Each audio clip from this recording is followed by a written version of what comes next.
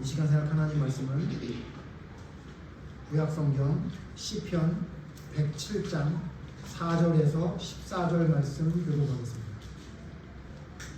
구약성경 883페이지에 있는 시편 107장 4절에서 14절 찾으신 분 일어나서 함께 교독하겠습니다.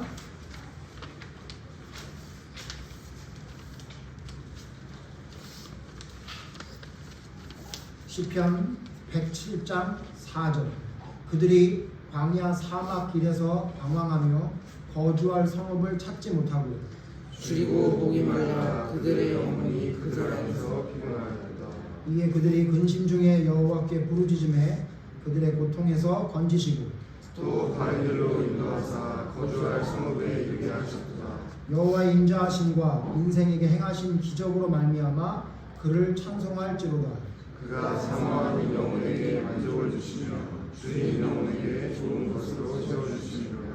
사람이 흑암과 사망의 그늘에 앉으며 곤고와 쇠사슬에 매임은 하나님의 말씀을 거역하며 지존자의 뜻을 멸시하니라. 그러므로 그가 고통을 주어 그들의 마음을 겸손하게 하셨으니 그들이 엎드러져도 돕는 자가 없었도다.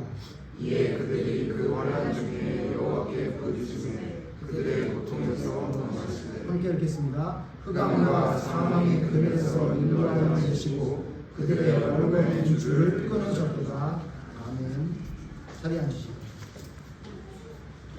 오늘은 본문 말씀 중심으로 하나님의 사랑 방식이란 제목으로 하나님 말씀 생각해 보겠습니다. 여러분 돌아오는 주일이 지나서 그 다음 주가 우리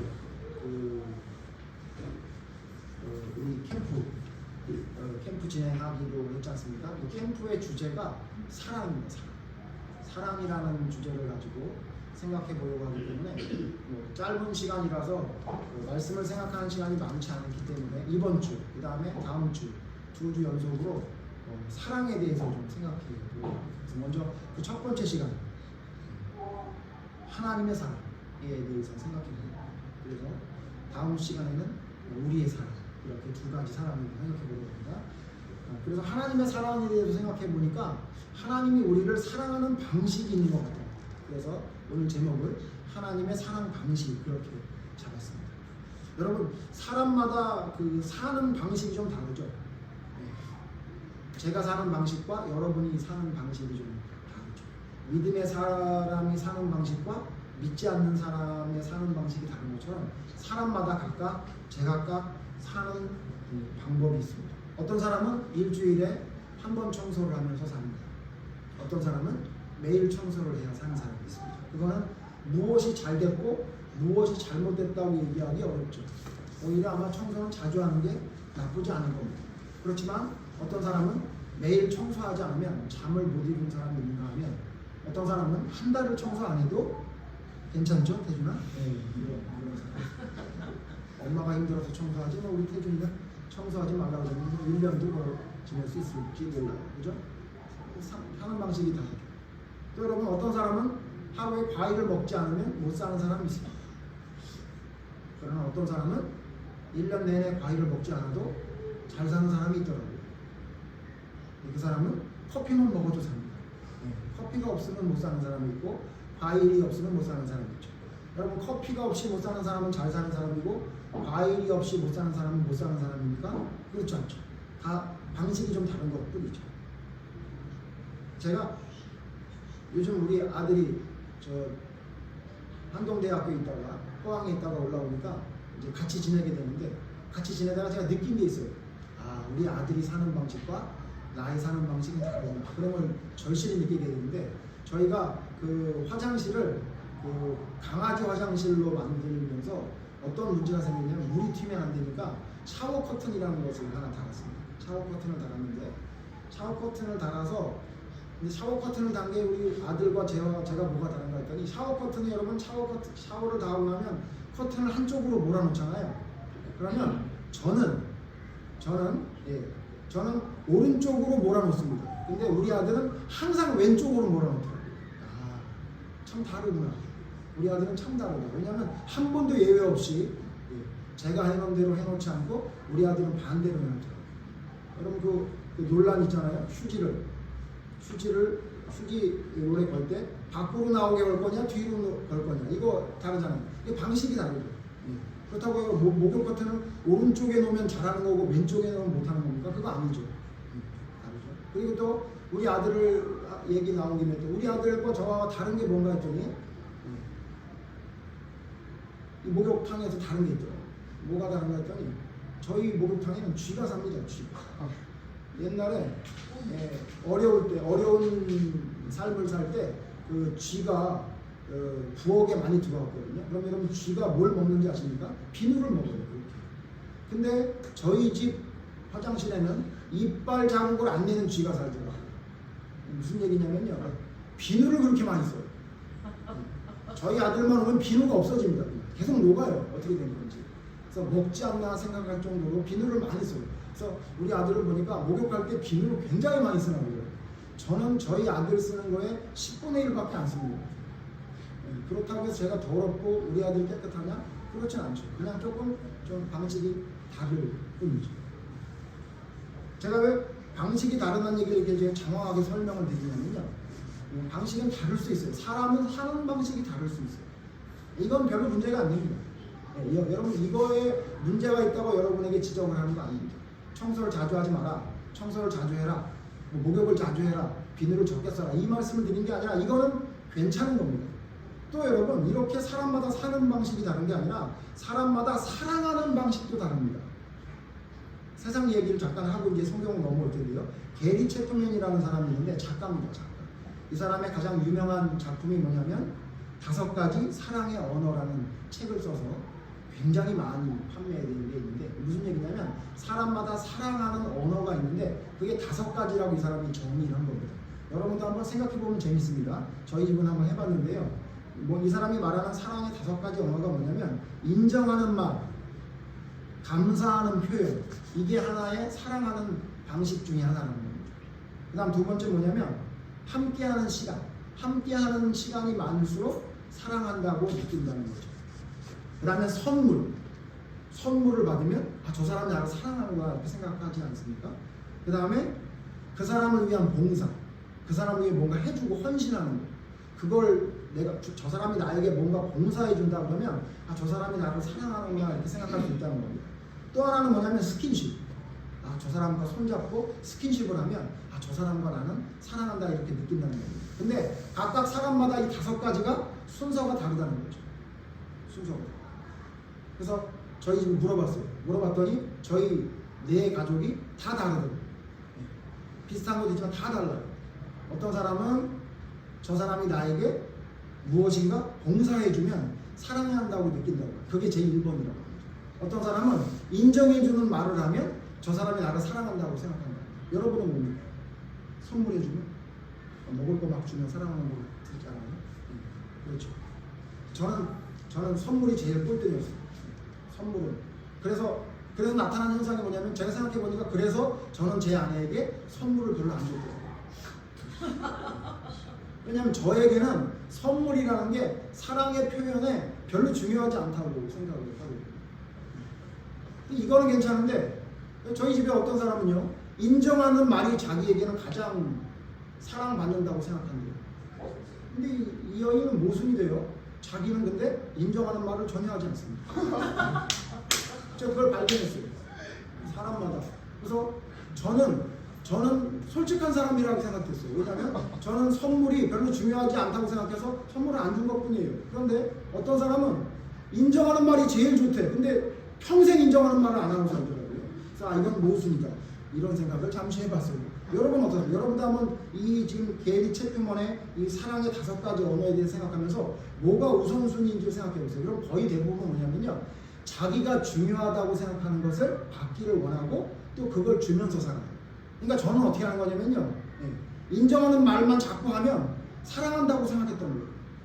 근데 사실은 제 아내는 선물도 받고 싶었던 거예요. 그걸 너무 소홀히 했던 거예요. 그렇기 때문에 여러분 집에 가서 한번 이런 얘기를 해보시면요. 내가 사랑의 표현을 저 사람의 관점에서 하지 않고 내 관점에서 했구나라는 걸 좀 깨닫게 될 겁니다. 제가 이 말씀을 왜 드리냐면요. 그러면 여러분 우리가 지금 주제로 삼고 있는 사랑, 이 사랑은 우리가 잘 아는 대로 하나님께로부터 온 것이 우리의 사랑이지 않습니까? 그렇다면 하나님은 우리에게 어떤 방식으로 사랑하는지, 게리 채플먼이 얘기했던 사랑의 5가지 언어와 하나님의 언어는 어떤 차이가 있는지, 뭐가 같은지 한번 생각해보는 시간을 가지려고 합니다. 오늘은 하나님의 사랑 방식을 제가 4가지로 정리해봤습니다. 4가지. 그래서 도대체 하나님은 우리에게 어떤 방식으로 사랑을 표현하시나 했더니, 먼저 첫 번째 뭐냐면요, 하나님의 사랑은 우리에게 어떻게 전달하시냐면요, 구하기 전에 주십니다. 하나님의 사랑은 구하기 전에 주시는 사랑입니다. 하나님은 구하기 전에 주시는 하나님이라고 성경이 말하고 있습니다. 그러니까 무슨 얘기냐면, 뭘 달라고도 안 했는데, 심지어는 뭐가 필요하다는 생각도 하지 않았는데 알아서 주는 겁니다. 여러분 혹시 주변에 그런 사람이 있으면 얼마나 좋겠어요? 내가 뭐 필요한지도 몰랐는데 너 이거 필요하지? 이러니까 어떻게 하셨어요? 내가 이거 필요했는데 라고 여러분의 필요한 것을 채워준다면 얼마나 좋겠습니까? 하나님이 여러분 어떻게 하시냐면요, 우리가 구하지도 않았어요. 뭐 달라고도 하지 않았는데 하나님이 주셨습니다. 뭘까요? 예, 성경 말씀을 찾아보면서 생각해보죠. 마태복음 6장 8절 보시죠. 여러분 잘 아는 산상순에 있는 마태복음 6장 8절에 구하기 전에 하나님은 주시는 하나님이라고 말하고 있습니다. 같이 읽죠. 마태복음 6장 8절 시작. 그러므로 그들을 본받지 말라. 구하기 전에 너희에게 있어야 할 것을 하나님 너희 아버지께서 아시니라. 이 말씀은 사실은 딱 따서만 보면 안 되고요, 앞뒤를 봐야 되는데, 이방 사람들은 자꾸, 아니면 하나님을 섬기는데 제대로 섬기지 않는 사람은 막 말을 많이 하고 막 그냥 길게 기도해야 하나님이 기뻐한다 그러는데, 아니야. 하나님은 있잖아, 똑똑한 말로 제대로 말하라고. 골방에 들어가서 하나님과 1대1로 대화해. 그리고 니네들이 알아야 될 게 뭐냐면, 니네가 안 구해도 니네가 뭐가 필요하는지 하나님이 다 아셔. 이렇게 말씀하셔요. 여러분, 하나님은요, 우리가 필요하다고 안 했는데 하나님이 필요한 것을 다 채워주시는 거예요. 자, 그러면 하나님이 우리가 필요하다고 말도 안 했는데 주신 가장 대표적인 큰 선물이 뭐죠? 예수님. 찾아보세요. 로마서 5장 6절. 로마서 5장 6절. 로마서 5장 6절에서 8절까지 있습니다. 제가 있습니다. 로마서 5장 6절. 우리가 아직 연약할 때에 기약대로 그리스도께서 경건하지 않은 자를 위하여 죽으셨도다. 우리가 아직 연약할 때라는 건 뭐죠? 우리가 아직 죄인일 때 얘기해요. 그 다음, 의인을 위하여 죽는 자가 쉽지 않고 선인을 위하여 용감히 죽는 자가 혹 있거니와. 8절 같이 읽죠. 시작. 우리가 아직 죄인일 때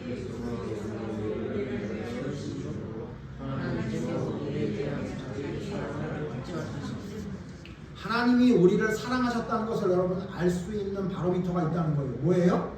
우리가 아직 죄인 되었을 때, 하나님께 뭘 달라고도 할 수 있을 지각도 없을 때에 하나님은 이미 예수님을 우리를 위해 죽게 하기 위해 계획을 다 잡으셨고 실제로 그렇게 죽게 하셨다는 거예요. 그래서 뭐예요? 하나님의 사랑은 뭘로 알 수 있다? 예수님이 나를 위해 돌아가셨다? 이걸 보면 그것을 확증할 수 있다. 그러니까 더 이상 증거가 필요 없다는 거예요. 우리가 뭘 달라고나, 여러분 혹시 여러분이 하나님께 기도한 적 있으세요? 하나님, 나 천국 가고 싶은데 죄 때문에 못 가니까 예수님을 나를 위해 인간의 몸으로 입게 하셔서 죽게 좀 해주세요. 그렇게 기도한 적 있으세요? 이 세상 인류 중에 어떤 사람도 그런 기도를 하나님께 한 적이 없어요. 그런 걸 원한 적도 없어요. 그런데 하나님은 우리가 구하기 전에 우리에게 진짜 필요한 게 뭔지를 아셨던 거예요.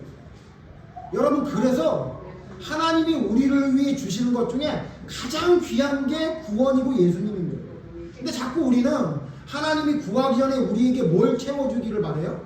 돈, 뭐 명예, 이런 걸 채워주기를 바라잖아. 이 아까 읽었던 마태복음 6장 8절 말씀은 그렇게 생각하고 있더라고요. 하나님이 우리가 구하기 전에 주셔. 그러니까 있잖아, 너 부자 될 거야. 걱정하지 마. 너 부자가 안 될 것 같지? 하나님이 구하기 전에 너 다 주셔. 여러분, 이렇게 인용하는데 이건 정말로 넌센스입니다. 그게 아니고요, 하나님이 우리에게 가장 좋은 게 뭔지를 아시고요, 우리에게 진짜 필요한 게 뭔지를 알아요. 그게 뭐죠? 우리에게 진짜 필요한 게 뭐죠? 돈인가요? 물론 돈도 필요하죠. 우리에게 진짜 필요한 게 뭐죠? 건강인가요? 여러분 건강도 필요하죠. 근데 여러분 계속 건강해서 한 300년 살면 어떻게 할 거예요? 천국 못 가잖아요.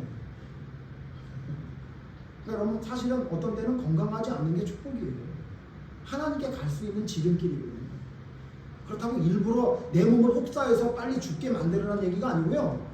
여러분 우리가 생각하는 진짜 우리에게 필요한 것은요 사실은 필요 없는 것일 때가 많아요. 근데 하나님은 분명히 하세요. 우리에게 진짜 뭐가 필요한가? 그러니까 여러분 뭘 하신 거예요? 이렇게 하신 거잖아요. 준비해라. 네가 가야 되겠다. 그래서 어떻게 하는 거예요? 너 그냥 가면 안 돼. 나는 한 번도 논리적으로 틀린 적이 없는 하나님이야.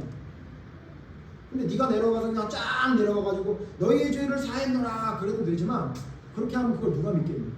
아무도 믿지 못하지. 거짓말이지. 그러니까 인간이 죄를 지어서 인간이 죽게 되겠으니까 너 죄 없는 인간이 죽어야 되니 네가 인간이 되라. 여러분 그러신 거예요. 하나님. 우리 아까 예배드리기 전에 찬송 불렀죠. 하나님의 마음이 여러분 그랬던 거예요. 야 안 되겠다. 얘네들을 몽땅 둘 중에 하나를 해야 돼요. 인간들을 몽땅 다 쓰레기통에 집어넣어 죽여버리는 거예요. 아니면 살려야 돼요. 그 양당 간의 결정에 하나님은 뭘로 결정하신 거예요? 살리기를 결정해요. 그럼 살리려면 하나님이 어떻게 돼요? 열심히 뭔가를 준비하셔야 돼요. 그걸 여러분 하나님의 예정 계획이라고 합니다. 그래서 여러분 우리는 하나님께 요구하지도 않았고 할 수 있을 존재도 아니고 아무것도 아닌데 하나님이 준비시킨 거예요. 준비해라. 인간의 몸으로 가라. 근데 인간의 몸으로 갈 때 헤롯 왕궁에서 태어나면 여러분 만약에 예수님이 헤롯 왕궁에 태어났으면 저 같은 사람은 상처받았을 거거든요. 우리 집은 못 살았거든요. 아까 우리 말씀드렸죠. 친구 집에 생일 초대를 받아 갔는데 양말 때문에 못 가고 돌아왔다. 그런 집에 사는 거예요. 네? 제가 그런 얘기를 하면 어떤 분은 6.25 동란 때 태어났냐 이런 얘기를 하실 때도 있는데 실제로 그랬어요. 근데 여러분 제가 예수님을 믿으면서 너무너무 감사했던 게 뭐냐면 예수님이 구유에서 태어났다고요. 구유에서. 저는 구유에서 안 태어났더라고요. 근데 예수님은 구유에서 태어났어요. 그리고 예수님의 삶을 쭉 살펴보니까 인간적인 관점으로 볼 때 전혀 행복하지 않는 사람이에요. 전혀 부유하지 않고 힘들고 고된, 더군다나 마지막 공생의 3년 동안의 삶을 보면요, 제가 뭐 지금 누구한테 뭐 이단이라는 소리 듣는 거 그건 뭐 세 발의 피고 개 발의 땀이에요. 진짜 아무것도 아니에요. 예수님이 당한 그 고통과 고난을 생각하면요 우리는 아무것도 아니에요. 진짜 그렇게 예수님을 태어나게 하시고 그렇게 돌아가시게끔 하나님이 계획하신 거예요. 그걸 뭐라 그런다고요? 그걸 사랑이에요. 뭐가 더 필요해요? 여러분이 하나님이 우리를 위해 사랑하셨다는 것을 여러분의 잔고가 채워지고 여러분의 건강이 채워지고 여러분이 하고 싶은 게 이루어지는 것을 하나님의 사랑이라고 생각한다면 여러분 이거는요 하나님의 사랑의 10,000개 중에 9,999등이나 9,998등짜리를 얘기하고 있는 거예요. 하나님의 사랑의 1번은 뭐냐면요, 내가 너를 위해 너 하나 구원하고자 예수를 사람의 몸으로 저렇게 낮고 낮게 태어나게 해서 너희를 위해 저렇게 저주의 죽음을 당하게 한 거예요. 여러분 만약에 예수님이 십자가에 달려 죽지 않고 그냥 태장에 맞아 죽었다고 쳐도 몸통에 맞아 죽었다. 그러면요 살인을 저지른 죄인은 구원 못 받을 수도 있어요. 그냥 도둑질하다가 나쁜 짓하다가 태장에 맞다가 어떻게 죽었다 이러면요 그 정도 선에 있는 죽음의 사람만 해결해 주신 거잖아요. 그래서 예수님은 저같이 가난하고 비천한 사람을 위해 구유에 태어났을 뿐만 아니라 죽음도 그때 당시에 제일 나쁜 놈이 죽는 죽음의 형태를 담당하신 거예요. 그래서 어떤 죄를 지어도 구원받을 수 있는 길을 열어주신 거예요. 그러니 여러분 이거 하나만 보면요 하나님의 사랑을 우리가 의심할 수가 없고요 더 이상 뭐 바랄 수 없는 사랑을 우리에게 보여주신 거예요. 하나님은 우리를 어떻게 사랑하셨다고요? 구하기 전에 주셨어요. 근데 이 구하기 전에 주신 이 사랑이 우리가 생각하지 못할 놀라운 우리의 죄를 대신하는 예수 그리스도의 십자가의 죽음으로 우리를 확증하셨다. 저는 하나님의 사랑을 구하는 사람을 보면요 너무 가슴이 아파요. 왜 도대체 네가 원하는 것을 이루어주지 않는다고 하나님이 나를 사랑하지 않는다고 생각할까? 네? 아니 뭘 더 보여줘야 돼? 뭘 더 보여줘야 되는 거예요? 아니 내가 구하지도 않았는데 내가 달라고도 안 했는데 다 준비해서 예수님이 돌아가시기까지 사랑했는데 그거보다 뭐가 더 필요해요? 자, 이거는 다음 주에 우리의 사랑 방식을 이야기할 때 제가 좀 더 이야기하겠습니다. 여러분 보세요. 구하기 전에 하나님은 우리를 사랑하셨어요. 구하기 전. 하나님이 구하지 않았는데 하나님이 구하기 전에 우리를 사랑해 주셨다는 거예요. 이거보다 더 큰 선물이 없습니다. 그런데 여러분 하나님은 구하기 전에 주시는 것만으로 우리를 사랑한다고 표현하지 않고요. 두 번째 어떻게 사랑하시냐면요. 구하는 것을 주시는 거예요. 우리가 구하면 주시는 겁니다. 산상수훈에 있는 마태복음 7장 다시 한번 잘 아는 말씀이지만 다시 한번 또 보죠. 마태복음 7장 7절에 이렇게 나옵니다. 마태복음 7장 7절 7절부터 제가 읽습니다. 여러분 11절까지 보겠습니다. 마태복음 7장 7절 구하라 그리하면 너희에게 주실 것이요 찾으라 그리하면 찾아낼 것이요 문을 두드리라 그리하면 너희에게 열릴 것이요 구하는 이마다 받을 것이요 찾는 이는 찾아낼 것이요 두드리는 이에게는 열릴 것이니라. 너희 중에 누가 아들이 떡을 달라 하는데 돌을 주며 생선을 달라 하는데 뱀을 줄 사람이 있겠느냐. 11절 같이 읽죠. 시작.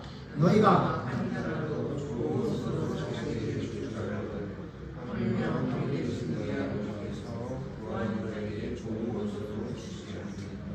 어떻게 한다고요? 하나님은 구하면 주신다. 하나님은 구하면 주신다. 아니 하물며 악한 사람도 자기 아들이 떡을 달라고 하면 돌을 안 주는데 자기가 사랑하는 아들에게 좋은 것을 주시지 않겠느냐? 여러분 그래서 여러분 잘 아시는 대로 우리가 하나님께 무엇이든지 구하면 하나님이 그대로 이루게 해주시는 하나님. 자, 구하기 전에도 줘.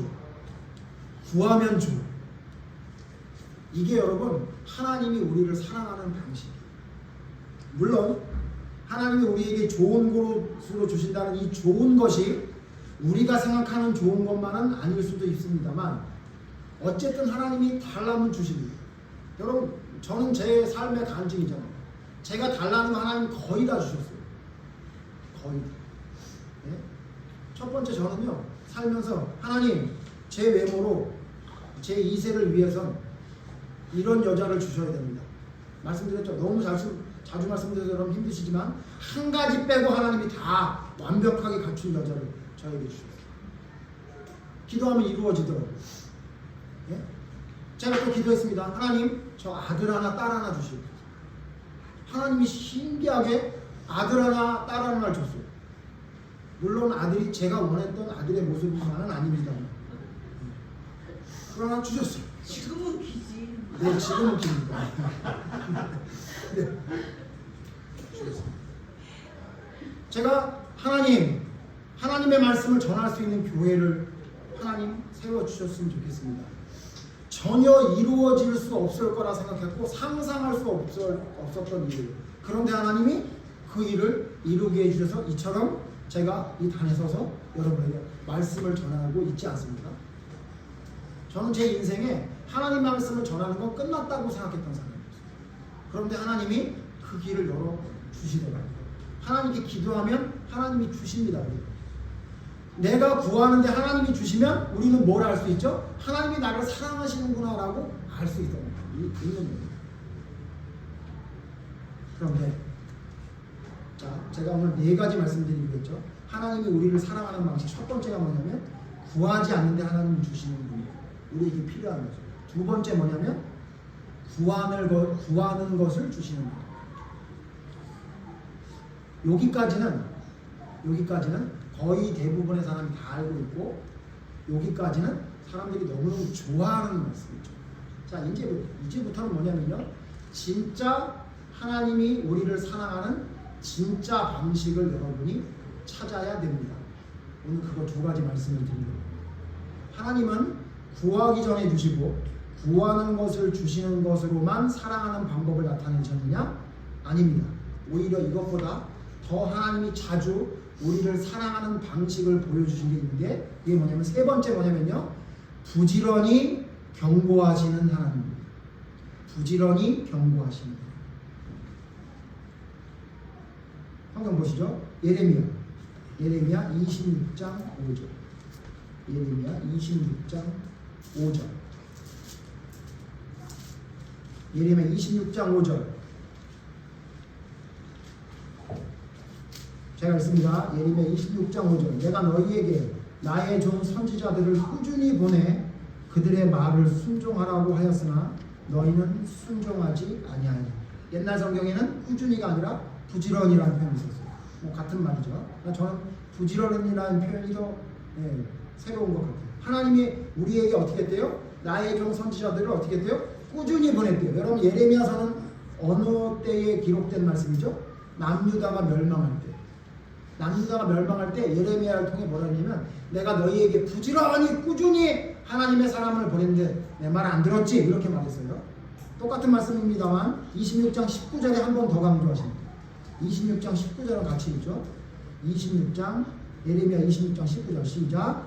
유다의 왕 히스기야가 온 유다가 그를 죽였느냐 히스기야가 여호와를 두려워하여 여호와께 간구하니 여호와께서 그에게 선한 제약에 대하여 뜻을 들키지 아니하시리라. 우리가 이같이 하면 우리의 생명을 스스로 심히 해롭게 하는 것입니다. 하나님은 우리에게 계속해서 선지자들을 통해 왕을 통해 하나님의 말씀을 전했단 말이에요. 그런데 우리가 듣지 않는다. 자, 역대기야 36장 15절 보시죠. 똑같은 내용인데요. 예레미야서는 예레미야가 이스라엘이 멸망할 때, 남유다가 멸망할 때 쓴 기록이고, 역대하는 남유다의 역사의 마지막을 기록한 기록 말씀이죠. 역대하 36장에 보시면요, 똑같은 말씀이 기록되어 있습니다. 역대하 36장 15절. 역대하 36장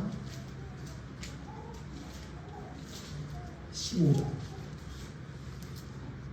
같이 읽죠. 시작. 그 조상들의 하나님 여호와께서 그의 백성과 그 거하시는 곳을 아끼사 부지런히 그의 사신들을 그 백성에게 보내어 이르셨습니다. 하나님 어떻게 하냐면요, 부지런히 보냈다.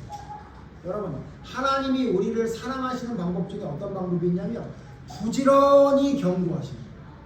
여기 부지런히 보내서 뭐란 거예요? 16절 보세요.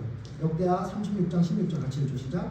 그의 백성이 하나님의 사신들을 비웃고 그의 말씀을 멸시하여 그의 선지자를 욕하여 여호와의 진노를 그의 백성에게 미치게 하여 회복할 수 없게 하였습니다. 하나님이 사신들을 보내요. 선지자들을 보내요. 여러분 역대하 예레미야 아까 읽었던 26장 예레미야나 선지자를 통해 뭐라고 얘기한 거예요? 너희가 죄 때문에 당하는 것이니 대항하지 마라. 순종해라. 돌이켜라. 정신 차려라. 이렇게 얘기하는 거예요. 근데 그 말을 듣지 않아요. 여러분, 하나님이 이렇게 부지런히 하나님의 사람을 보내는 백성은 어느 백성입니까? 이스라엘 백성입니다. 이방 백성에게는 이렇게 하나님의 사람을 부지런히 보내지 않아요. 보내긴 보내도 한두 번 얘기하고 말지요. 부지런히 보내지 않아요. 그런데 누구기 때문에 부지런히 보낸 겁니까? 하나님의 백성이기 때문에 부지런히 보낸 거예요. 남유다가 시작할 때부터 마지막 때까지, 북이스라엘이 시작할 때부터 마지막 때까지 부지런히 하나님의 사람을 보내는 거예요. 보내서 뭐라고 얘기하는 거예요? 경고하는 거예요. 뭘 경고하는 거예요? 너 이대로 하면 안 된다. 그러니까 여러분, 하나님이 우리를 사랑하시는 방법은요, 부지런히 경고하십니다. 부지런히 경고하면 나를 사랑하십니다. 그러면 경고는 여러분 뭐죠? 경고란 여러분 어떤 거라는 걸 경고라고 하죠? 뭐 이런 걸 경고라고 해요? 밥 잘 먹는구나! 잘 먹어!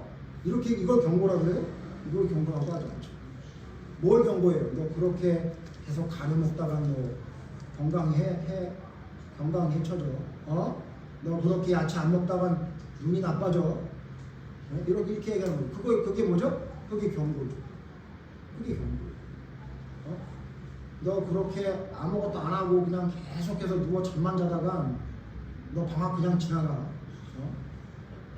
아무것도 못하고 너 그냥 끝나는 거야 너. 여러분 이게 뭐죠? 이게 경고죠. 경고는 두 가지예요. 하지 말아야 될 것과 해야 될 것을 이야기하는 게 경고예요. 그러니까 무슨 얘기냐면요. 하나님이 우리를 사랑하시기 때문에 성경 전체를 보면요. 해야 될 것과 하지 말아야 될 것을 잔뜩 기록해 줍니다. 그게 우리를 사랑한다는 증거예요. 제가 자주 예를 들어 말씀하지만요. 우리 태준이가 막 우리 교회 와가지고 막 이상한 짓을 해도요. 저는 뭐라 그러냐면 태준아 그렇게 하면 안 돼. 이렇게 얘기하고 말지요. 네? 이리 와. 나랑 얘기 좀 해야 되겠어. 이렇게 안 해요. 왜 안 하는지 아세요? 내 아들이 아니에요. 내 친아들이 아니에요. 영적인 내 아들이지 얘는. 그래서 사실은 제가 그런 영적인 아들도 육적인 아들과 같다는 생각에 우리 태준이가 아마 말을 안 들으면 옥상에서 볼 생각을 하고 있어요. 그러나 제가 우리 태준이의 엄마 아빠처럼 얘를 일일이 지적하거나 말하지 않죠. 왜 그래요? 남의 집에 있는 거예요. 여러분 하나님이 우리를 사랑하신다면요. 여러분 아셔야 될 게 뭐냐면요. 여러분에게 하지 말아라 해야 된다는 걸 말하는 사람이 누굽니까? 여러분을 제일 사랑하는 사람. 저는 그 사랑을 26년째 받고 있습니다. 어떤 여인가 결혼한 다음에 계속 해야 된다 하지 말아야 된다는 얘기를 받고 있습니다. 제가 이번 주 설교를 준비하면서 깨달았어요. 아내가 나를 정말 사랑하는 거예요. 이런 걸 깨달았어요. 여러분 제가 우스갯소리를 얘기했지만 여러분 아셔야 될 게 뭐냐면요. 여러분에게 뭔가 하지 말아라 해야 된다 라는 여러분에게 경고를 하지 않는다면 사랑하는 사람 아니에요. 반만 사랑하는 사람, 옆집 아이처럼, 옆집 아줌마나 옆집 아저씨처럼 사랑하는 거예요. 진짜 사랑하는 사람은 안 된다고 얘기합니다. 이거 해야 된다고 얘기합니다. 그렇죠? 그래서 하나님은요, 우리를 사랑하는 방식이 뭐냐면요, 우리에게 경고하십니다. 어떻게 경고해요? 근데 그냥 한번 경고하면 말 안 들으니까 부지런히 경고하는 거예요. 하지 마라, 하지 마라, 하지 마라. 제가 예전 저희 아이들 어렸을 때 녹음기를 들었는데요. 제일 많이 나오는 단어가 뭔지 아세요? 성철아, 성철아, 성철아. 이렇게. 한 번 부르지 않아요. 저희 아내가 성철아, 성철아, 성철아. 왜 그래요? 한 번 말해서 안 듣기 때문이죠. 태준이 무슨 말인지 알죠? 한 번 말해서 못 알아들어요. 그러니까 어떻게 해요? 또 말하고 또 말하고 또 말하고. 그래도 못 알아들어요. 하나님이 미련한 우리에게 하는 방식이 뭡니까? 말하고 또 말하고 또 말하고 또 말하고. 하지 마라, 하지 마라, 하지 마라. 이거 해야 된다, 해야 된다, 해야 된다. 이게 여러분 잔소리가 아니라 하나님이 우리를 사랑하는 방식이에요. 마지막 네 번째. 하나님이 우리를 사랑하는 방식이 뭐냐면요. 어떻게 사랑하시냐면요. 책망하고 징계하시는. 여러분 이걸 알아야 진짜 하나님의 사랑을 아는 거예요. 계시록 요한계시록 3장 19절이죠. 요한계시록 3장 19절. 요한계시록 3장 19절. 신약성경 맨 마지막 성경 요한계시록 3장 19절 다 같이 읽겠습니다. 시작. 물은 내가 사랑하는 자를 책망하여 징계하노니 그러므로 내가 열심을 내라 회개하라. 여기 뭐라 그래요? 여러분 이 지금 3장 19절에 있는 말씀은 어느 교회에 하고 있는 말씀입니까? 라오디게아 교회에 하는 말씀입니다. 여러분 계시록에 7교회가 나오는데 이 라오디게아 교회가 제일 한심한 교회예요. 제가 좀 속되게 말하면 완전히 쓰레기 같은 거예요. 겉으로 보기에는 부자고 부유했는데요. 도저히 삼킬 수 없는 물처럼 뱉어낼 만한 교회 같다고 성경은 말합니다. 그러면서 뭐라고 얘기하냐면요. 하나님이 그들의 미련하고 잘못된 것을 철저하게 지적합니다. 내 눈 멀고 벌거벗고 가련하고 가난하고 헐벗고 여러분 얘기하면서 뭐라고 하냐면요. 금으로 금을 사서 옷을 사서 안약을 사서 발라라 이렇게 이야기하면서 뭐라고 얘기하냐면 이렇게 얘기하는 거예요. 볼지어다 아니 이게 물은 내가 사랑하는 자를 책망하여 징계. 내가 너희에게 책망하지 징계하지. 그거 왜 그런지 알아? 내가 너 사랑해서 그러는 거예요. 여러분 그래서 여러분 뭐냐면요 하나님이 사랑하는 자는 징계합니다. 여기에만 기록되어 있는 말씀이 아니죠. 히브리서 12장 볼까요? 잘 아는 말씀입니다만 히브리서 12장 5절 보세요. 히브리서 12장 5절 제가 있습니다.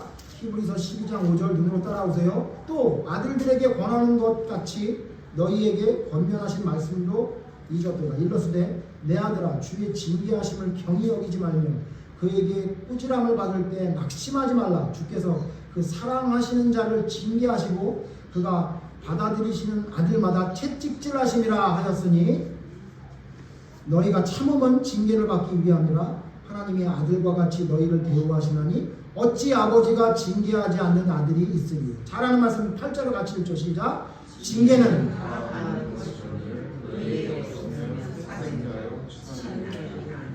뭐라고까지 얘기했냐면 히브리서 기자는 너희에게 징계가 없어? 하나님의 징계가 너희에게 없어? 그럼 니네는 하나님의 사람이 아니야 이렇게 얘기해요. 이게 너무한 거 아니냐라고 할지 모르지만 여러분 우리가 하나님께 징계받을 짓을 안 하면서 삽니까? 아무리 믿음 좋은 사람도 하나님께 징계받을 짓 안 하고 사는 사람이 성경에도 기록된 사람이 없죠. 그러면 여러분 우리가 하나님의 뜻대로 안 하고 잘못된 길을 가요. 그럼 하나님은 우리를 사랑하셔서 뭐 한다는 얘기예요? 징계를 반드시 한다. 그러므로 여러분 하나님께 징계받을 때 감사하라고 얘기해요. 태준이를 제일 많이 혼낸 사람이 누구예요? 태준이 너무 많이 나와서 미안해요. 태준이를 제일 많이 혼낸 사람이 누구예요?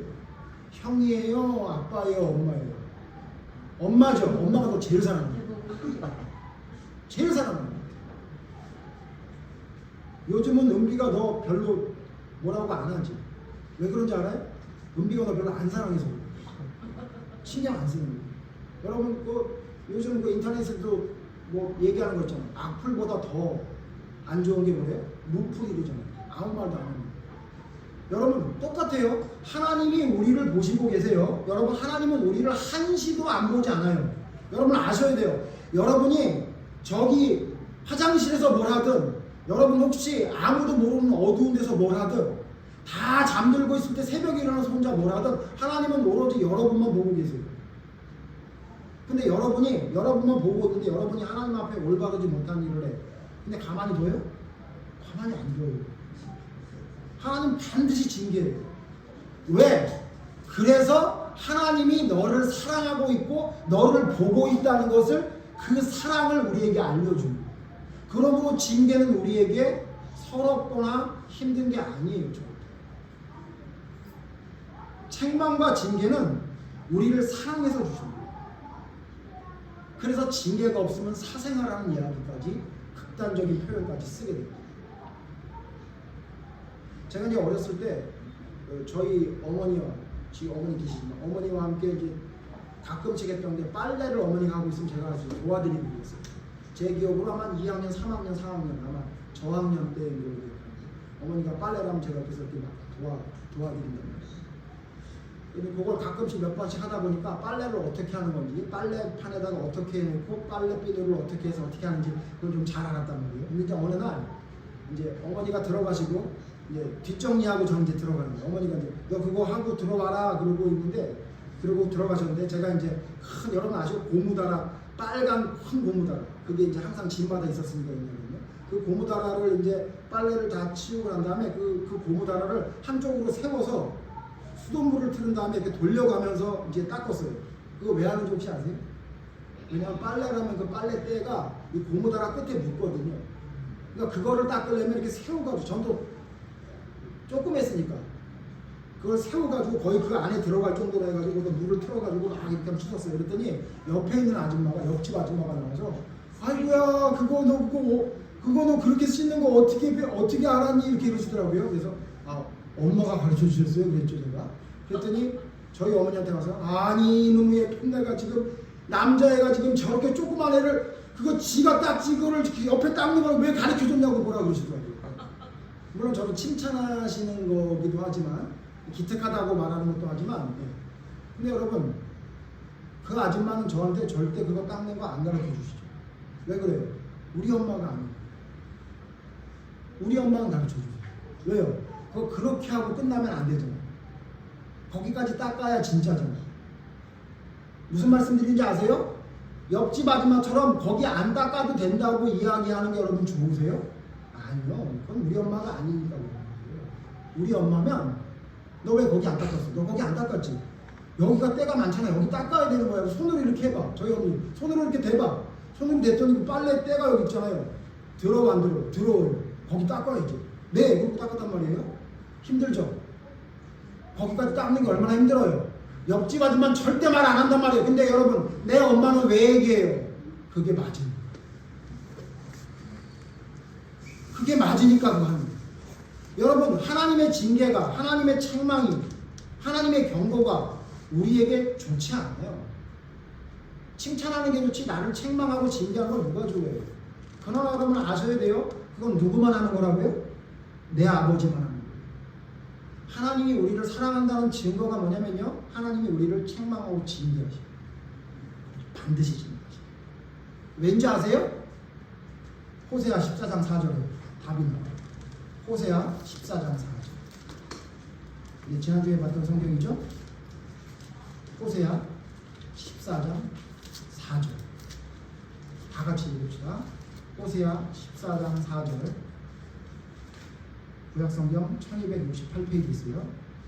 호세아 14장 4절. 같이 읽죠. 시작. 내가 그들의 반역을 고치고 기쁘게 그들을 사랑하리니 나의 진노가 그에게서 떠났습니다. 어떻게 한대요? 그들의 반역을 고치고 그들을 기쁘게 사랑한대요. 여러분, 여러분의 자녀가 합당한 행동을 하지 않을 때 여러분 어떻게 해요? 내 자식이니까 예뻐요? 여러분 그래서 지금 이 교권 이런 문제가 생기는 거예요. 내 자식이 아무리 예뻐도 잘못한 건 잘못했다고 얘기를 해야지. 집에서 한 번도 부모한테 잘못했다는 얘기를 안 듣고 학교에 가니까 친구들을 만나니까 그 아이들이 그렇게 버르장머리 없는 이상한 애들이 됩니다. 여러분 진짜 사랑할 땐 어떻게 하는 거예요? 잘못된 걸 고쳐서 사랑해요. 잘못된 걸 고쳐서 사랑하는 게 그게 진짜 사랑 아니에요? 잘못했는데 안 고쳐? 내버려 둬요? 여기 성경 뭐래요? 반역을 고치고 내가 하라는 대로 안 하는 반역하는 자들을 고쳐서 고치니까 어떻게 된다는 거예요? 내가 이제 기쁘게 사랑하겠다는 거예요. 여러분 하나님이 우리를 징계하시는 거는 왜 그런지 아세요? 우리를 기쁘게 사랑하시는 거예요. 기쁘게 사랑하시려고 우리를 고치는 거예요. 잘못된 걸 바로 잡는 거예요. 그래야 하나님이 기쁘게 사랑하십니다. 그래야 하나님의 진노가 떠나는 거예요. 하나님의 진노가 떠나는 것, 하나님 진노가 떠나게 해주세요. 하나님의 진노가 떠나게 해주세요. 그게 아니에요. 내가 하던 반역을 고치면 하나님이 원하지 않는 행동을 하던 걸 고치고 하나님이 하라고 했던 것을 하게 되면 하나님이 우리를 기쁘게 사랑하시니 하나님의 진노가 우리에게 사라져요. 순서가 잘못돼요. 하나님은 이렇게 살아가세요. 하나님은 이렇게 살아가세요. 근데 여러분 아셔야 돼요. 우리가 바라는 거죠. 솔직히 우리가 바라는 건 뭐죠? 이 네 가지 중에 우리가 바라는 건 뭐죠? 뒤에 두 개는 좀 안 하고 싶습니다. 두 개는 아니라도 마지막 네 번째는 안 했으면 좋겠는 거죠.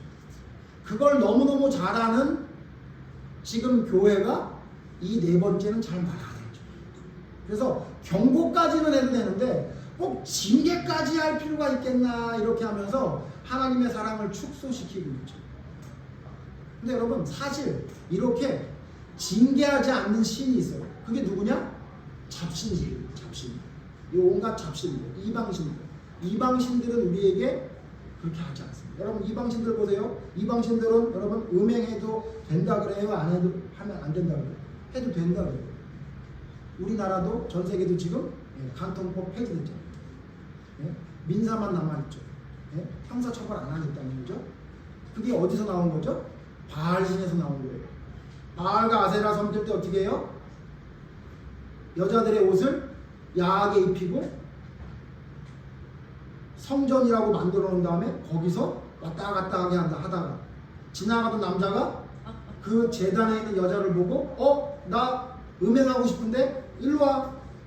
그래서는 어떻게 해요? 그 아세라 제단에 있는 사제는 뭐 하는 거예요? 그 남자들과 성적인 관계를 가지면 하늘에 있는 바알신이 그걸 보고 기뻐하신다. 그게 여러분 이방신이에요. 그래서 여러분 이방신들은요 음행하는 거 괜찮다고 그래요. 얼마든지 음행해도 돼요. 혹시 우리 교회에 음행하고 싶은 사람 있으면요 다른 종교 가셔야 돼요. 마음대로 해도 된대요.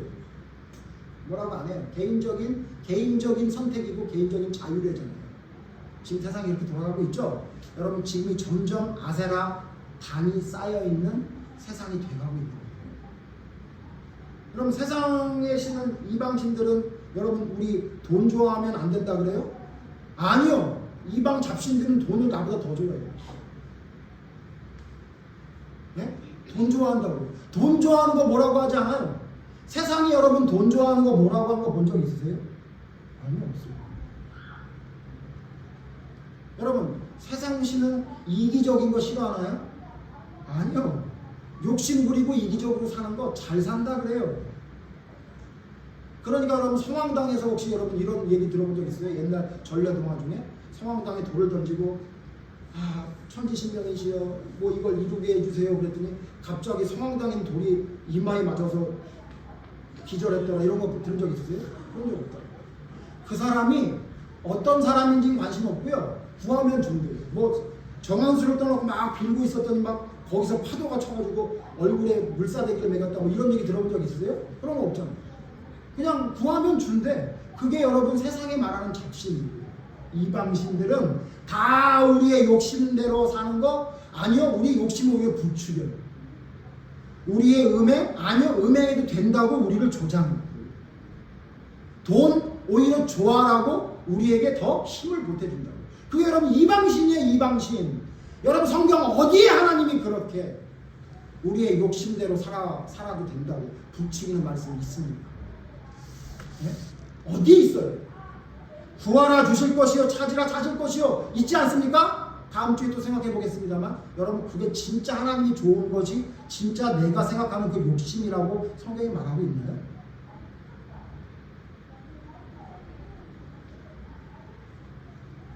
여러분 이방신들은 달콤합니다.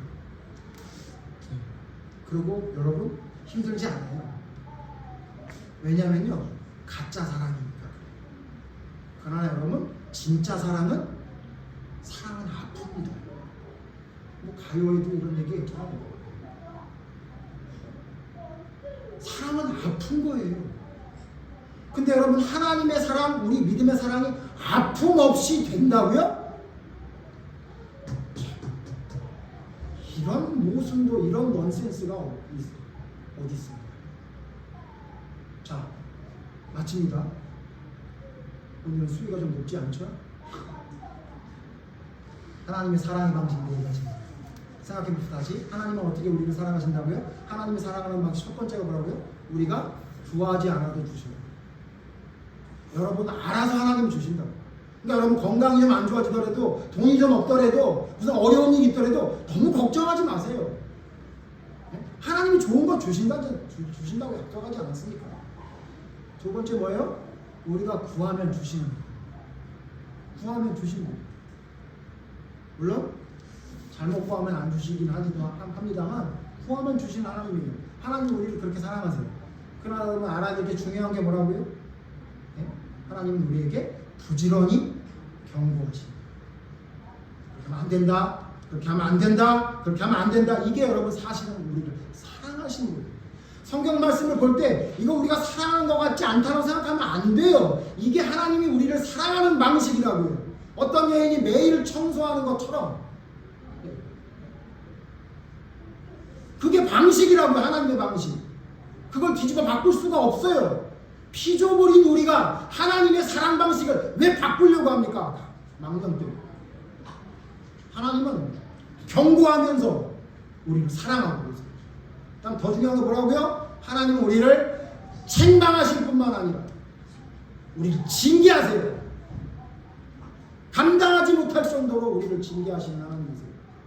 그런 하나님이 바로 뭐냐면 우리의 하나님이고, 그렇게 사랑하는 것이 하나님이 우리를 사랑하는 방식이라는 사실을 여러분 이해해야 돼요. 그러면 우리 사랑은 어떻습니까? 여러분, 우리의 사랑은 어떤가요? 다음 주에 생각해 보겠습니다. 오늘 좀 이상하게 끝나네요. 기도하고 마치겠습니다. 하나님이 우리를 사랑하는 방식은 우리의 생각과는 조금 다른 면이 있습니다.